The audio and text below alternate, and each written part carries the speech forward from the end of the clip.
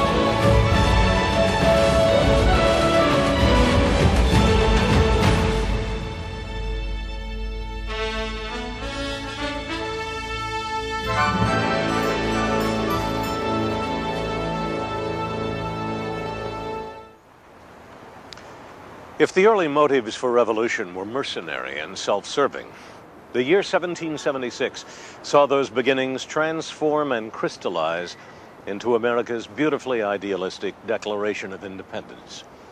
But that year would also see the Americans plunged into a war of desperation, as Britain unleashed on her colonies the full measure of her military might.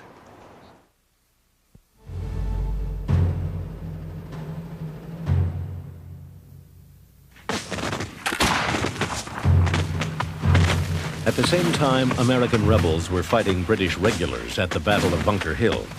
The Continental Congress was in session here at Philadelphia's Independence Hall, formerly Pennsylvania State House. John Adams believed he had the key to enticing an equivocal Congress into supporting the army that had formed around Boston. And the key was a man. I concluded with emotion that Congress would adopt the army at Cambridge and appoint a general. I had no hesitation to declare that I had but one gentleman in mind for that important command, and that was a gentleman from Virginia, John Adams. The gentleman was George Washington, who had attended the convention wearing his scarlet and blue Virginia militia uniform, as if advertising his availability for military service. With one brilliant stroke, John Adams brought the Plantation Society Southern colonies to the active support of the industry-oriented Northern colonies, and at the same time, provided the embryonic Continental Army with a strong, charismatic leader. He was the revolution. He was the army. He is the only American who's ever lived who, if he had chosen to, could have become king. There was a movement toward the end of the revolution to make him the king of the new country. Though I am truly sensible of the high honor done me in this appointment, yet I feel great distress from a consciousness that my abilities and military experience may not be equal to the extensive and important trust. However, as the Congress desire, I will enter upon the momentous duty and exert every power I possess in their service and for the support of the glorious cause. George Washington to the Continental Congress. He was a man who had presence. He just walked into a room and everyone stopped and looked at him. He was very tall for that day, about 6'3", but in that time that made him a giant. George Washington was one of the richest men in America. He owned thousands and thousands of acres in Virginia, which he had in part acquired when he married Martha Custis, who was the richest widow in Virginia at the time of their marriage. And he had inherited a very substantial estate from his brother Lawrence at Mount Vernon. And also he owned thousands of acres in the West, which he had acquired as bounties for his service in the French and Indian War. And it only proves, I think, that the American Revolution was unique in this respect. It wasn't in any sense an attempt to overturn the existing class structure. It was really a war fought to protect rights and privileges and property which Americans felt they possessed as free-born Englishmen. At his Mount Vernon home, Washington presided over an estate that sheltered and utilized the labors of over 300 hired workers and slaves. He was a tough character. He wasn't this old man on a dollar bill that we think of now. He stood as straight as an Indian, you know, and men just worshipped him. He'd drink and he liked to gamble and play cards, and when he got mad, he could cuss the paint off the walls. You had prepared me to entertain a favorable opinion of him, but I thought the one half was not told me. Dignity with ease and complacency, the gentleman and the soldier look agreeably blended in him. Modesty marks every line and feature in his face.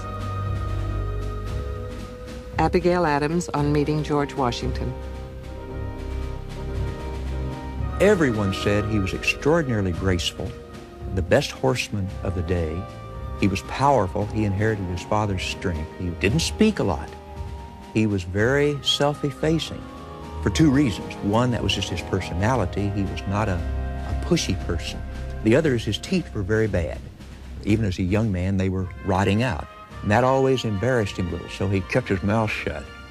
You see the paintings of him with his lips clenched together. My dearest, I am now set down to write you on a subject that fills me with inexpressible concern.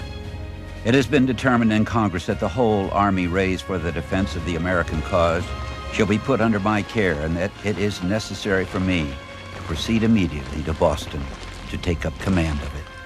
George Washington to his wife, Martha. 2 weeks after the Battle of Bunker Hill, Washington rode to Cambridge and officially took command of the Continental Army.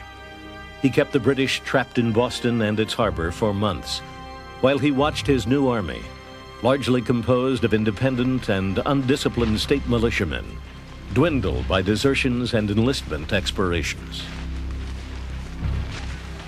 Such a dearth of public spirit and want of virtue, such a dirty mercenary spirit pervades the whole that I should not at all be surprised at any disaster that may happen. Could I have foreseen what I have and am likely to experience, no consideration upon earth should have induced me to accept this command. George Washington, October 29th, 1775.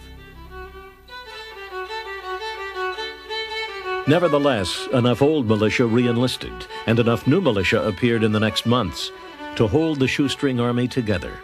Washington moved his forces onto the heights of the Dorchester Peninsula, where he could overlook the British, but he could not threaten them. He had no heavy artillery.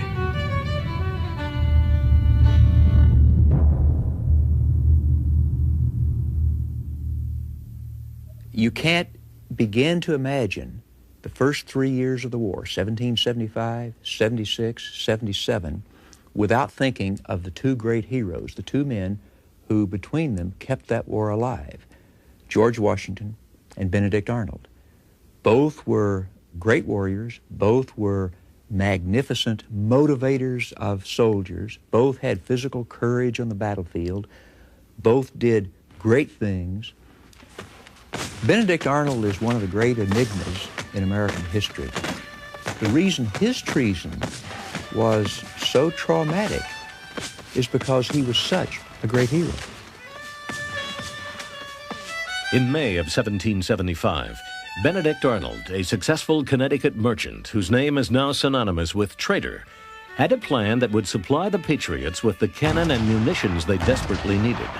Far up the Hudson River, on the southern end of Lake Champlain, lay a dilapidated, undermanned British fort from the French and Indian War, known as Ticonderoga. Arnold persuaded the Massachusetts Committee of Safety to allow him to take up to 400 men to Ticonderoga, with the intent of capturing it and its scores of heavy cannon. On the way to do this, he discovered that Ethan Allen was going there on his own, so he went ahead, just himself and one person, and joined Ethan Allen. Ethan Allen was a frontier giant and vigilante who commanded the hills of Vermont with his Green Mountain Boys. Hartford, Connecticut citizens commissioned him and his cohorts as the perfect guerrilla force to take the fort. Arnold and Allen didn't get along at all. They fought. They didn't like each other personally. They disagreed over who was in charge, and it was confusing. To take Ticonderoga, as it turned out, was a piece of cake. The British defending it hadn't heard about the fighting in Lexington and Concord, so except for one guard, they were all asleep. By the time the alarm was spread, the Americans were inside the fort. They had, at bayonet point, all the British, and they surrendered it. No loss at all. The fort was now in American hands, but the transport of the cannon to Boston would require the vision and perseverance of a 280-pound Boston bookseller, Henry Knox. Although he had gained his knowledge of weapons entirely from books, Washington was enough impressed with his mind to make him commander of artillery. I have made 42 exceeding strong sleds and have provided 80 yokes of oxen to draw them. I hope in 16 or 17 days' time to present your excellency a noble train of artillery. Henry Knox to Washington. In a legendary feat, the fat bookseller dragged more than 50 cannon through wintry New England mountains to their destination in Boston. Now Washington had his big guns. Once Washington got his hands on these cannon from Fort Ticonderoga, he was ready to act. And in the dark of the night, he emplaced a substantial number of them on the Dorchester Peninsula. And the British awoke one morning and they stared up, and here were these guns ready to fire right down their throats. The rebels have done more in one night than my whole army could do in months. General William Howe, upon viewing Dorchester Heights. In mid-March 1776, less than 2 weeks after the guns of Ticonderoga appeared atop Dorchester Heights, the British set sail for Halifax, Nova Scotia, taking 1,000 Boston loyalists with them. And the Americans then celebrated this as a stupendous victory, which it wasn't. It was a completely illusory victory. They didn't kill a single British soldier. They did get Boston back, but the whole British army had gotten away to fight another day, and they did indeed come back and fight another day as a great, great big British army.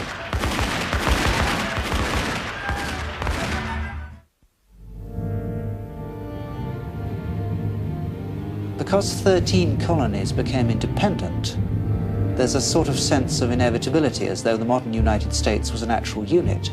Actually, what's really happened was the partition of British America. The rebels expected that their future state would include not merely the 13 colonies, but also Canada, Newfoundland, Labrador, and the West Indies. With the allegiance of 13 colonies, the rebels decided in late 1775 to try for a 14th, Canada, the frozen giant to the north.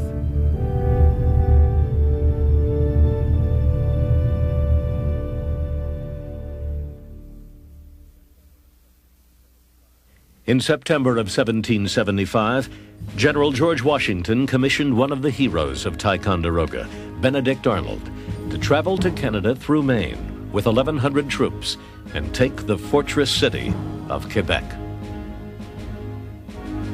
You are entrusted with the command of the utmost consequence to the liberties of America.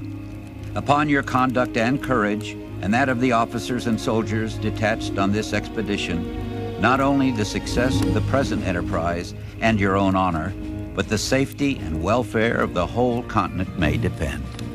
George Washington.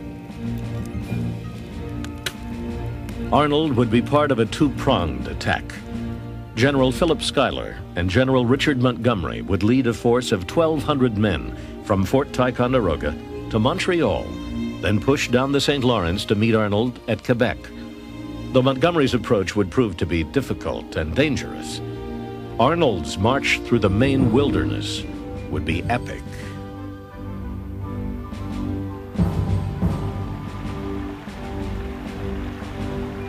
They sailed to the mouth of Maine's Kennebec River from a port near Boston. This was the true start of the 385-mile wilderness trek to Quebec. Arnold's march to Quebec is truly one of those great dramas of the Revolution. It has to go down in history as one of the great feats of leadership on one hand, and the overcoming of tremendous obstacles and the willingness to accept great privation and pain, even starvation on the part of the people who went along with him. They pushed up the Kennebec in rough 200-pound bateaus, which had to be portaged around the river's many waterfalls. You would have taken the men for amphibious animals, as they were a great part of the time underwater. Benedict Arnold.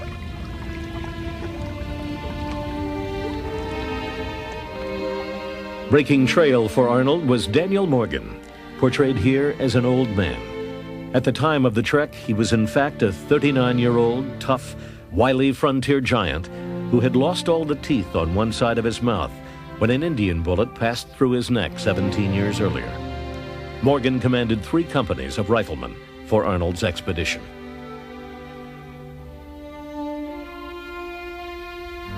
By the end of October, the northern winter was upon them, and their supplies had run out.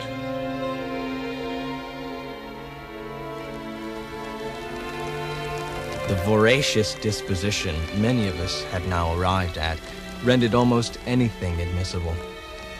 In the company was a poor dog who became a prey for the sustenance of the assassinators. This poor animal was instantly devoured without leaving any vestige of the sacrifice. Nor did the shaving soap, lip salve, leather of their shoes, cartridge boxes, etc., share any better fate.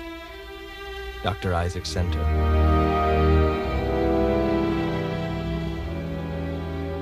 Half of them or more didn't make it. They died along the way of disease or starvation, or they gave up and went back. The others struggled on, past the headwaters of the Kennebec, toward Canada's Chaudière River.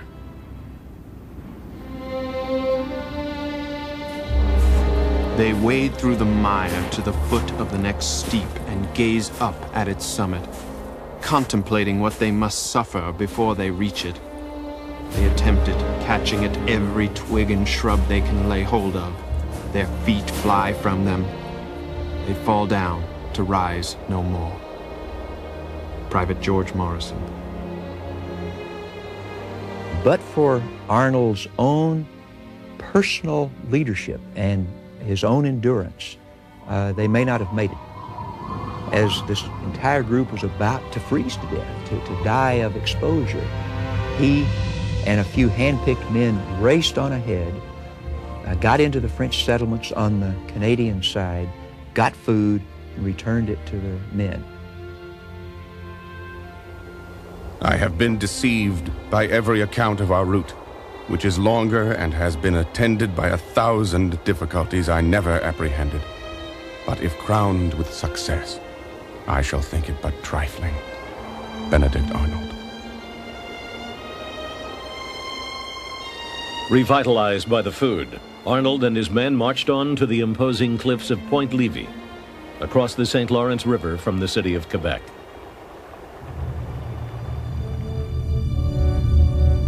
Canada really was a river, the St. Lawrence, and 2 cities, Montreal and Quebec. The second prong of the American attack on Canada had captured the smaller, less important city of Montreal. Ironically, this feat may have prevented Arnold from taking Quebec, the key to Canada. The day before he would have launched his attack with scarecrows, but still a stronger force than the British had, British troops escaping from Montreal, which had been captured, came into the citadel, and that made the garrison too strong for Arnold to take. That was the point at which the fate of modern Canada was settled. If the Americans had captured Quebec, it's most unlikely they would ever have been dislodged. Arnold bided his time. The second prong, now under Montgomery, reached Quebec 3 weeks later. The two commanders decided to wait for a blizzard and launch a sneak attack on the fortressed city at night. They got their chance on New Year's Eve, 1775. Arnold would come from the north. Montgomery would approach from the south, around the precipice of Cape Diamond, where massive chunks of ice would cause his men to proceed in single file. Montgomery led the way. Men of New York, you will not fear to follow where your general leads. Come on, my brave boys, and Quebec is ours. General Richard Montgomery. A cannon, firing small lead balls called grape shot, ripped the darkness. Montgomery, two of his captains, a sergeant and a private, were killed on the spot. Confused and discouraged, his troops retreated. Arnold and his force of 600 passed through the Palace Gate into the winding streets of Quebec's lower town. They were surrounded by British musket fire. Arnold was hit. A musket ball lodged in his left leg.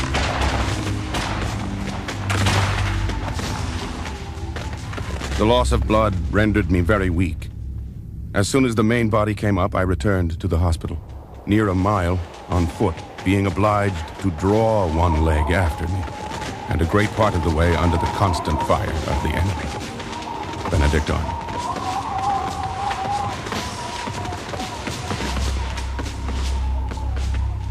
The command of the American forces now fell to Daniel Morgan. Through daring and fierce fighting, he took hundreds of prisoners.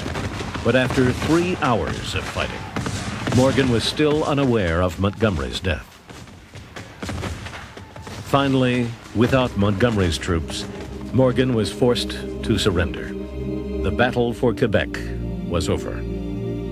From a hospital bed on the outskirts of the walled city, a dogged Benedict Arnold lay with pistols loaded and sword at his side. I have no thought of leaving this proud town until I first enter it in triumph. I am in the way of my duty and know no fear. Benedict Arnold.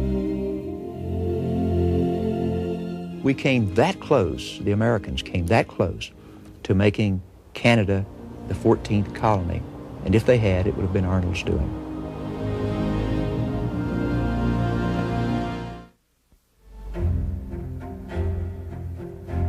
Upon his return to Philadelphia from England in May of 1775, Benjamin Franklin found the signs of war all about him. He devoted himself to the work of the Patriot cause.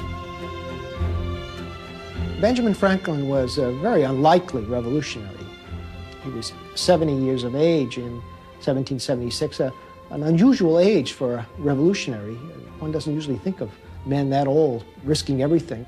We already had an international reputation, which none of the other revolutionaries had, and everything to lose, and what could he have gained? But he throws himself into it with the passion. His anger at the British government for humiliating him in 1774 led him to his patriot enthusiasm. At the same time, the rift between the old revolutionary and his loyalist son, William, continued to deepen. Franklin and his son, the governor, spent a whole night discussing the prospects of the revolution and emptying many bottles of Madeira in the process. It was Franklin's favorite drink. Franklin could not change his son's loyalty to England. The crown had given him respectability, and the son said that he would not espouse the revolution, that he was a servant of England, and thus he would remain. After this, the two men did not talk anymore until after the revolution. As governor of New Jersey, William Franklin became a loyalist leader. His revolutionary father became a member of a select 5-man committee responsible for drafting one of the most significant documents ever written.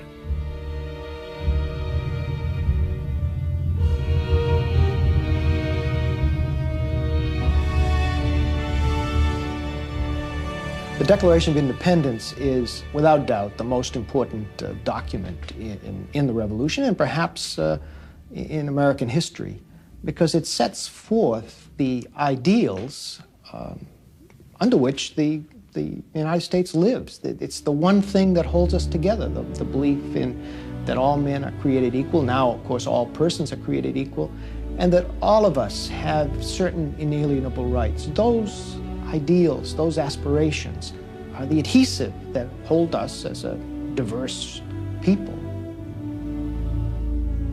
Many of the rebel leaders were reluctant to declare independence. In July of 1775, the American Congress even sent a conciliatory proposal directly to George III. John Adams dubbed it the Olive Branch Petition, but the English king refused to receive it and instead sent to America a belligerent proclamation. Whereas many of our subjects in diverse parts of our colonies and plantations in North America, misled by dangerous and ill-designing men, and forgetting the allegiance which they owe to the power that has protected and supported them, have at length proceeded to open and avow rebellion. We do accordingly strictly charge and command our officers, and all others our obedient and loyal subjects, to use their utmost endeavors to withstand and suppress such rebellion. George III, August the 23rd, 1775.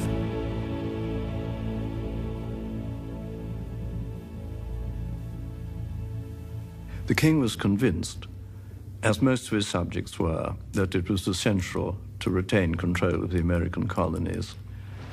And he proceeded to the bitter end to believe that, and bitterly opposed even the making of peace at the end. Indeed, there's the domino theory. If you let America go, everything else will fall. Canada will fall, the West Indian colonies will fall, and so on. Thomas Paine was an Englishman who had come to America through the sponsorship of Benjamin Franklin. Early in 1776, he wrote an enormously successful piece of propaganda called Common Sense, the first major public call for independence. In months, the 47-page pamphlet had sold 100,000 copies. O ye that love mankind, ye that oppose not only the tyranny, but the tyrant, stand forth. Every spot on the world is overrun with oppression. Freedom has been hunted round the globe. Oh, receive the fugitive and prepare in time an asylum for mankind. Thomas Paine, 1776. Forward-thinking Abigail Adams saw in the climate of change a rare opportunity for her own sex. I long to hear that you have declared an independency. And by the way, in the new code of laws, which I suppose it'll be necessary for you to make, I desire you would remember the ladies and be more generous and favorable to them than your ancestors. Do not put such unlimited power into the hands of the husbands. Remember, all men would be tyrants if they could be. If particular care and attention is not paid to the ladies, we are determined to foment a rebellion and will not hold ourselves bound by any laws in which we have no voice. Abigail Adams, letter to John Adams, March 31st, 1776. Finally, the Congress created a committee to put America's demands for independence into writing. A 33-year-old Virginian, Thomas Jefferson, accepted the task of authorship. In Williamsburg, weeks before his new assignment, Jefferson had written the preamble to Virginia's Constitution. He would use it to guide him in his current task. He rented the upstairs flat of this house in Philadelphia to do his work, and in the parlor, at a small desk, he wrote the Declaration of Independence. It was intended to be an expression of the American mind, and to give to that expression the proper tone and spirit called for by the occasion. Thomas Jefferson.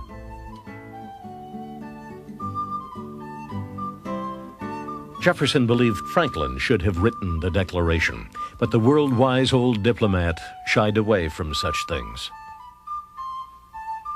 I have made it a rule, whenever in my power, to avoid becoming the draftsman of papers to be reviewed by a public body. Benjamin Franklin. Instead, Franklin tinkered with Jefferson's text. "We hold these truths to be sacred and undeniable" became "We hold these truths to be self-evident." The greatest tinkering, though, came from the Congress itself, in session at the Philadelphia State House. Jefferson's original draft contained a passionate condemnation of the slave trade. Jefferson was a slaveholder who hated slavery. He wanted to abolish it. He moved at various times in the state legislature of Virginia, in the Continental Congress, to try to make inroads against this institution. But of course, he himself was always a slaveholder and was never able to free more than a half dozen or so of his own slaves, which numbered at one point around 200. So that inconsistency gnawed at him throughout his whole life. Jefferson's declaration was approved on July 4th, 1776, only after the condemnation of the slave trade was deleted. How is it that we hear the loudest yelps for liberty among the drivers of Negroes? Samuel Johnson, English writer. For Benjamin Franklin, the day of independence was bitter with personal loss. On July 4, 1776, troops came in and led William Franklin away from his governor's mansion and took him to jail to Litchfield, Connecticut, where he stayed for about 2 years. Franklin did absolutely nothing to help his son. He did not interfere. He did not say a word. He let it happen. Although he believed the Declaration would be adopted 2 days earlier, John Adams was uncannily prophetic about its reception. The second day of July, 1776, will be the most memorable epocha in the history of America. I am apt to believe that it will be celebrated by succeeding generations as the great anniversary festival. It ought to be commemorated as the day of deliverance by solemn acts of devotion to God Almighty. It ought to be solemnized with pomp and parade, with shows, games, sports, guns, bells, bonfires, and illuminations, from one end of the continent to the other, from this time forward, forevermore. John Adams.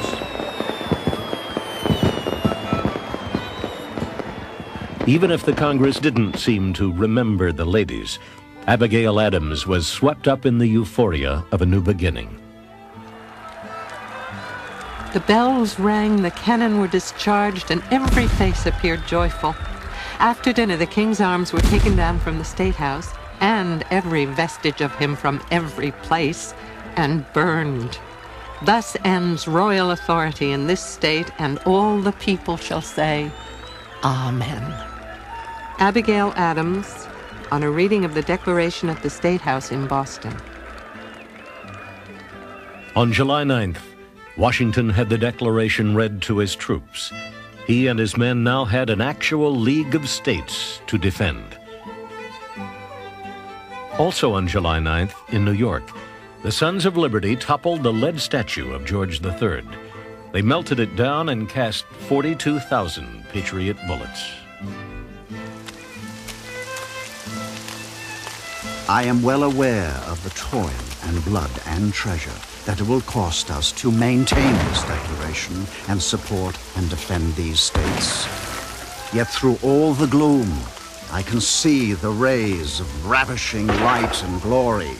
I can see that the end is more than worth all the means, and that posterity will triumph in that day's transaction. John Adams.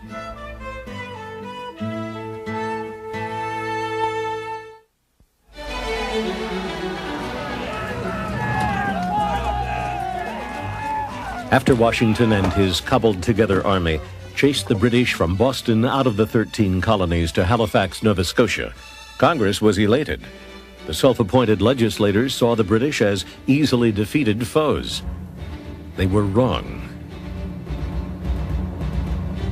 The British were not kidding around anymore. They were raising men. They were raising millions of dollars. They were floating ships out of dry docks where they'd been sitting since the 7 Years' War, and they were getting ready for an immense effort.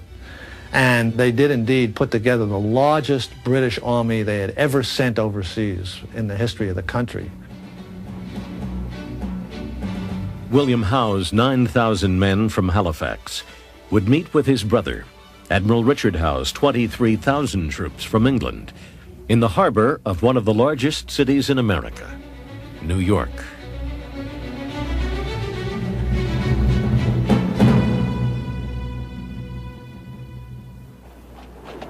New York of 1776 was a city of 25,000 people. The city itself was a very busy seaport and a very prosperous city.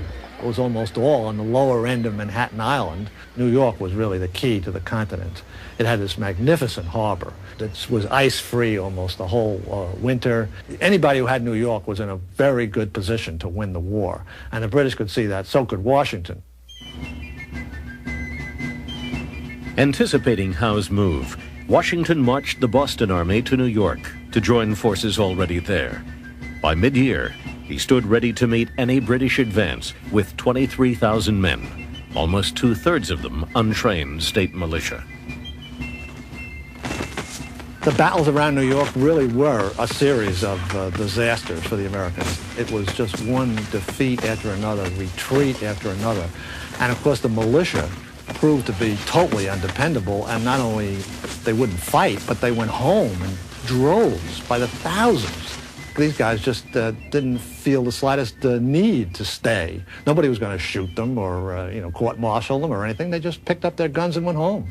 When we see Washington in New York, we see him reaping the bitter fruits of the lies that the Americans told about Lexington and Concord.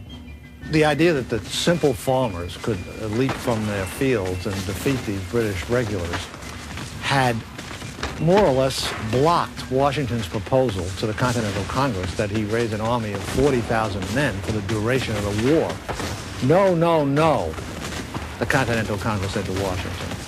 You can't have a big regular army. All you need is a relatively small regular army, and they can only serve for 1 year, because that's all a virtuous American can be expected to sign away his liberty for.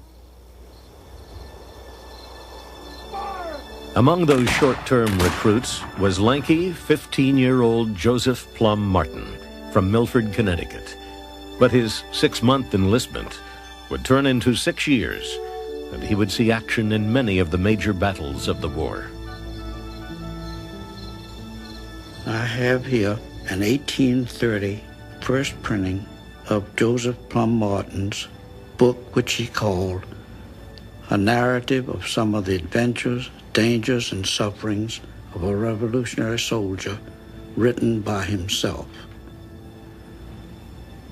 Martin, when he wrote the book, was a 70-year-old veteran of the whole of the Revolution. He is incredibly accurate. He's given us the only complete autobiography of a Continental soldier. Martin first snuffed a little gunpowder, as he phrased it, at the Battle of Long Island, when the British finally attacked and routed the Americans at Brooklyn Heights.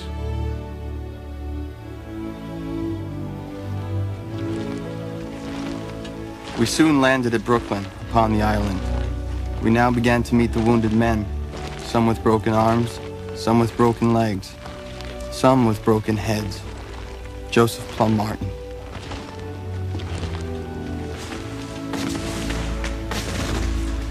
With Joseph Plum Martin's first battle also came his first taste of defeat.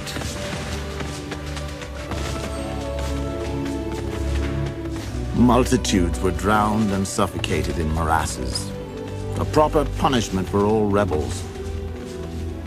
The island is ours, and we shall soon take New York, for the rebels dare not look us in the face. I expect the affair will be over this campaign, and we shall all return covered with American laurels, and have the cream of American lands allotted us for our services. A British officer after the Battle of Long Island.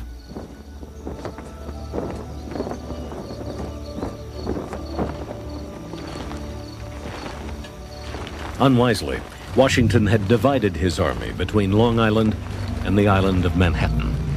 With the British fleet in control of the harbor, nearly 10,000 of his troops now found themselves trapped on Long Island. The revolution survived when they made their escape thanks to the seafaring skill of John Glover and his Marbleheaders. Washington got them all down in boats run by a group of his soldiers who were from Marblehead, Massachusetts, who understood water and sea and shipping, and under cover of darkness got his entire army from Brooklyn back across to Manhattan. When the British woke up the next morning, they looked out and the American lines were empty. That was the loss of the first and greatest opportunity to destroy Washington and his army. Overpowered on the land and on the water, the Americans tried a secret weapon, David Bushnell's Turtle, the world's first submarine. It could submerge for a half hour, and Benjamin Franklin gave Bushnell the idea to illuminate the dials down in the darkness under the water with foxfire. So the guy had a compass down there and he had a general idea of where he was going. With a detachable time bomb at the tip of the submarine, Bushnell's pilot set out to destroy the British fleet. However, the attack was a complete failure, and a second attempt was never made.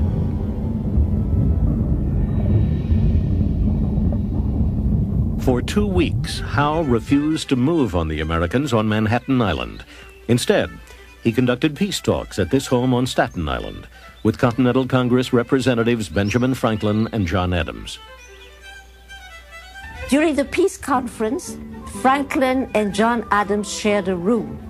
And it turned out that Franklin, who was a great fan of fresh air, wanted the window open, and Adams wanted the window closed. And they debated this for a long time. And Adams said that while Franklin was explaining to him the virtues of fresh air, he fell asleep. On Staten Island, Adams and Franklin were no better making peace with the British than they were making peace with each other. The talks broke down, and Howe moved again against Washington's army. This time, his troops came ashore at Kip's Bay on Manhattan. The Connecticut militia saw this armada of ships coming towards them, and as they got out of the boats with their bayonets ready, they just took off. They ran right by Washington at 42nd Street, and he couldn't believe his eyes. And he threw his hat on the ground, and he said, "Are these the men I'm supposed to defend America with?" Routed at Kip's Bay, Washington's army made their next stand in the naturally defensive terrain of Harlem Heights on northern Manhattan Island. When the British sighted the Americans, they sounded the call used by successful fox hunters. This humiliation may have prompted the Americans into their most successful engagement in New York, a draw. Such is my situation, that if I were to wish the bitterest curse to an enemy on this side of the grave, I should put him in my stead with my feelings. George Washington.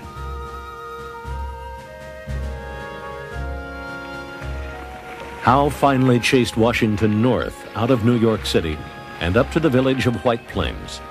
Here at the end of October, Washington would meet the British again. But the real damage would take place at Forts Washington and Lee, twin encampments on the Hudson designed to keep the British from sailing up the broad, vital river. While he's up in White Plains, Howe draws almost all his army back to Fort Washington. and he executes this absolute masterpiece of an assault on Fort Washington. They bombarded it from all sides, and they just, in a half hour, they utterly and totally demolished the American defenses, and the whole 3,000 men and all these precious cannon, over 100 cannon, surrendered. 4 days later, General Charles Cornwallis, with 4,000 men in flatboats, attacked Fort Lee, high up on the Hudson Palisades. The Americans escaped this time, but the fort and all of its stores fell into British hands. No man, I believe, ever had a greater choice of difficulties and less means to extricate himself from them. George Washington. By the end of 1776, New York, its harbor, and the vital Hudson River belonged to the British. With Washington's army shriveled to a few thousand men, American hopes were never fainter. In December, common sense author Thomas Paine wrote another brilliant piece of propaganda entitled The American Crisis. These are the times that try men's souls. The summer patriot will, in this crisis, shrink from the service of his country. But he that stands it now deserves the thanks of man and woman. Tyranny, like hell, is not easily conquered. Yet we have this consolation with us, that the harder the conflict, the more glorious the triumph. Thomas Paine.